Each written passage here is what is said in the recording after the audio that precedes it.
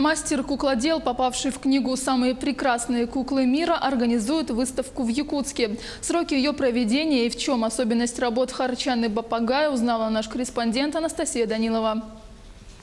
После окончания университета, где Харчана училась на дизайнера, молодая девушка продолжила работать по своей специальности. Рисовала эскизы, снимала мерки, шила костюмы. Но ее сердце чувствовало, что это не совсем ее предназначение. В 2015 году Харчана наткнулась на статью известной мастерицы по изготовлению кукол, и с тех пор ее жизнь перевернулась на 180 градусов. За 3 года она слепила около 30 кукол, и каждая из них имеет свою историю.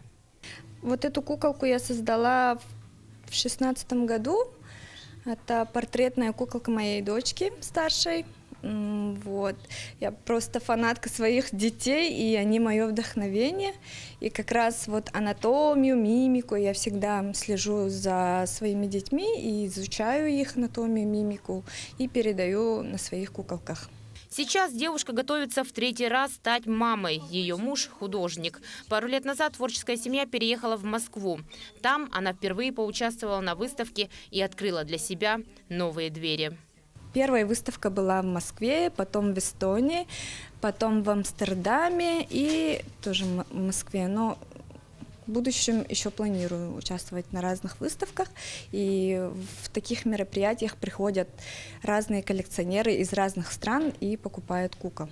Харчана убеждена, силу и веру в себя ей дает позитивный посыл от родных и близких. Они считают, для творческой души не важно то, где она находится. Важно относиться к своему делу с любовью. Я считаю, что в любом месте можно заниматься творчеством, если это идет изнутри, от сердца, когда все мысли, все действия, все душевные порывы идут именно изнутри, то творчество, оно всегда проявится. Неважно, где-то в Москве, в Америке или в Якутске. Искусство куклодела – мастерство из редких. У каждого из мастеров свой путь.